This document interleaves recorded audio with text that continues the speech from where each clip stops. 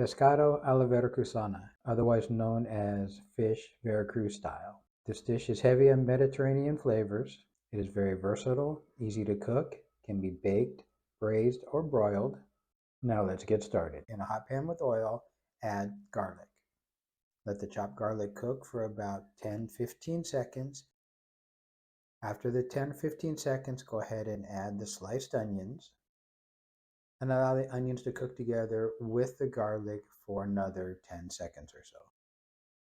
After that, you can go ahead and add the green peppers. Green peppers are optional, just added for a little bit of sweetness to the dish since no other sweetener has been added to this particular dish. Allow this to cook for another 15 to 20 seconds just to allow the peppers to begin to soften. And now it's time to add your tomatoes.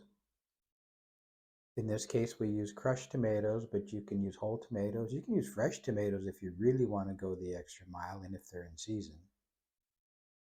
As usual, I don't recommend using diced tomatoes for anything that you're cooking if you want it to become a sauce, because the diced tomatoes really don't break down that much in the cooking process.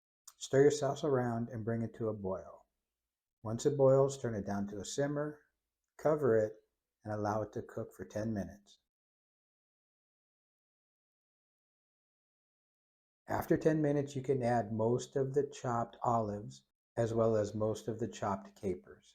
I also added some dry Italian seasoning, about a tablespoon. It contains a variety of flavorings, but you can keep it as simple as just oregano if you would like. Cover and cook for another 2 or 3 minutes just to allow the flavors to melt together. Now it's time to add your fish. Traditionally, this is made with red snapper, but snapper fillets are difficult to find where I live. Any whitefish, flaky fish will do. Chose to use tilapia today. Place your fish presentation side down, cover, and cook for 7 minutes. The cooking time will vary depending on the thickness of your fish. If you were to use a thicker fish such as cod, then you may have to cook it for a few minutes longer. After 7 minutes, gently turn the fish over, trying not to break it.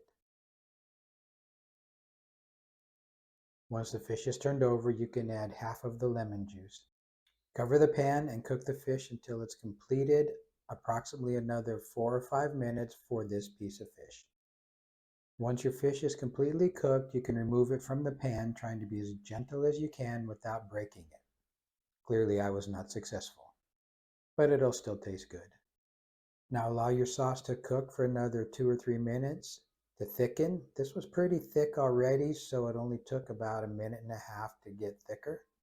And now that you've cooked it, it's time to serve it, eat it, and enjoy it. Now we did choose to braise this fish today, but you could have baked it in a shallow baking pan. The process is basically the same. You make the sauce and then add the fish to the pan.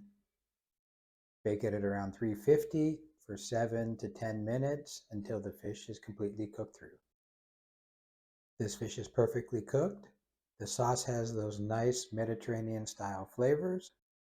You can squeeze the rest of the lime over top if you choose to. I thought this one was nicely balanced.